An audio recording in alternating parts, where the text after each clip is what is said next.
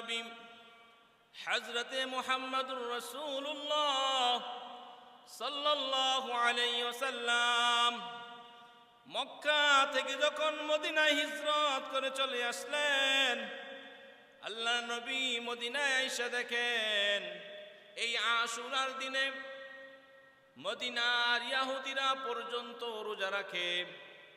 আল্লাহর নবী সাল্লাল্লাহু আলাইহি ওয়াসাল্লাম ওই মদিনার ইহুদিদেরকে ডাক দিয়ে বলে, ও ইহুদিরা, এই আশুরার দিনে তোমরাও কেন রোজা রাখো?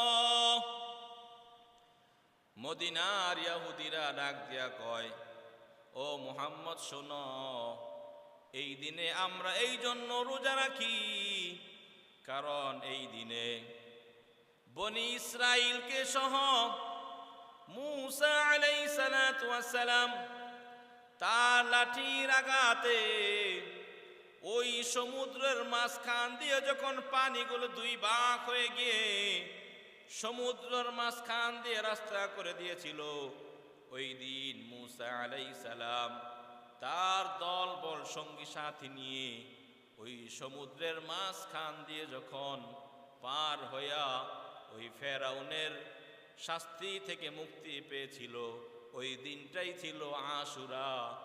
মূসা আলাইহিস সালাতু ওয়াস সালাম ওই দিন তিনি কি করতেন? ওই আশুরার দিনে শুকরিয়া স্বরূপ তিনি আশুরা আসলে রোজা রাখতেন, একটা রোজা রাখতেন। ওই অনুসারে মূসা আলাইহিস সালাতু ওয়াস সালাম শুকরিয়া স্বরূপ যেইভাবে রোজা রেখেছেন, আমরাও তার অনুসারী হইয়া এই আশুরার দিনে রোজা রাখি। ওই দিন জনাবে মুহাম্মদুর রাসূলুল্লাহ সাল্লাল্লাহু আলাইহি ওয়াসাল্লাম ওই মদিনাবাসী আনসারী মুহাজির সাহাবীদেরকে ডাক দিয়া বলতেছেন, এরে সাহাবীরা শোনো, ইহুদিরা মূসা আলাইহিস সালাতু ওয়াস সালামকে অনুসরণ করে তারা এই দিনে রোজা রাখে। ও ইহুদিরা শোনো, হযরতে মূসা আলাইহিস সালাতু ওয়াস সালাম তো আমার ভাই, তোমাদের চাইতে আমরা তাদের হকদার বেশি। তোমরা যদি রোজা রাখতে পারো তাহলে আমার ভাইয়ের হক তো আমার উপরও রয়েছে, আমরাও এই দিনে রোজা রাখবো। ও আমার সাহাবীরা, তোমরাও আশুরার এই দিনে রোজা রাখবা। শুধু তাই নয়, ইহুদিদের বিপরীত তোমাদের করতে হবে, ইহুদিদের সাথে মিল রেখে করবা না। আমি নবীও যদি আগামী বছর বেঁচে থাকি, আল্লাহ যদি আমাকে আগামী বছর বাঁচায় রাখেন, আমিও এই দিনে রোজা রাখবো। পাশাপাশি 9 তারিখে আরেকটা রোজা রাইখা ইহুদিদের বিপরীত করব। এই দিনে রোজা রাখার দ্বারা অনেক ফজিলত। আল্লাহর হাবিব সাল্লাল্লাহু আলাইহি ওয়াসাল্লাম বলেন, আফজালুস সিয়ামি বা'দা রমাযান শাহরুল্লাহিল মুহাররম ওয়া আফজালুস সালাতি বা'দাল ফরিদাতি সালাতুল লাইল। আল্লাহর নবী আরেক হাদিসের মধ্যে বলেন, যে ব্যক্তি আশুরার দিনে রোজা রাখবে, ইন্নী আহতাসিবু আইয়ুকাফিরাল্লাহু সানাতাল্লাতী ক্বাবলা, আমি আশা রাখি আল্লাহ রাব্বুল আলামিন এই আশুরার দিনে রোজা রাখার দ্বারা পিছনের 1 বছরের গুনাহ আল্লাহ তাআলা মাফ করে দিবেন। সুবহানাল্লাহ। ও দোস্ত, এই আশুরার দিনে আল্লাহ তাআলা দুনিয়ার মধ্যে আরো বড় বড় অনেক ঘটনা ঘটিয়েছেন। এই আশুরা মানে হুসাইন রাদিয়াল্লাহু তাআলা আনহু কারবালার ময়দানে শহীদ হয়েছে, এই জন্য আশুরা হয়েছে তাই নয়।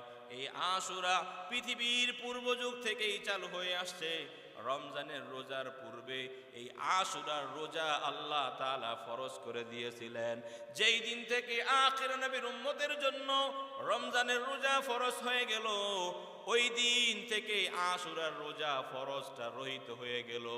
মেরা আজিজ দোস্ত বুজুর্গ, এই দিনে শুধু মূসা আলাইহিস সালাতু ওয়াস সালামের ঘটনা তাই নয়, এই দিনে হযরতে নূহ আলাইহিস সালাতু ওয়াস সালামের কিস্তি মহাপ্লাবনের মধ্যে ঘুরে ঘুরে ঘুরে ঘুরে জুতি পাহাড়ে যাইয়া ঠেক লাইগা অবস্থান করেছিল।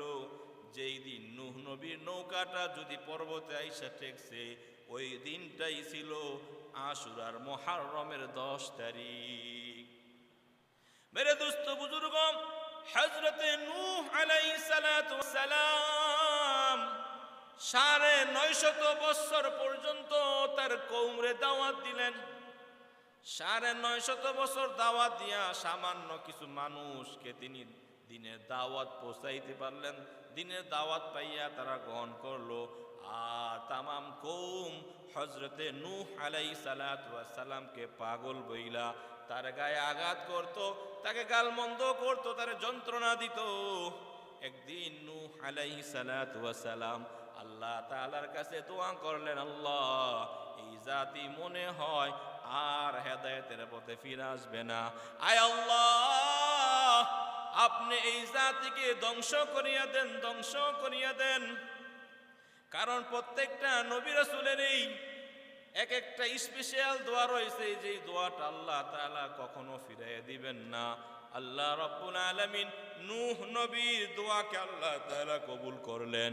আল্লাহ রাব্বুল আলামিন নূহকে ডাক দিয়া কয়, এ নূহ, তুমি এক কাজ করো, তুমি একটা নৌকা বানাও, কিস্তি বানাও। এই নৌকা কিস্তি বানাও, অচিরেই তোমার উম্মতের উপরে আমি আল্লাহ তাআলার পক্ষ থেকে মহাপ্লাবন গজব শুরু হয়ে যাইবে। তোমার উম্মতের বাঁচানোর জন্য তুমি একটা নৌকা নির্মাণ করো। হযরতে নূহ আলাইহিস সালাতু ওয়াস সালাম নৌকা বানানো শুরু করলেন।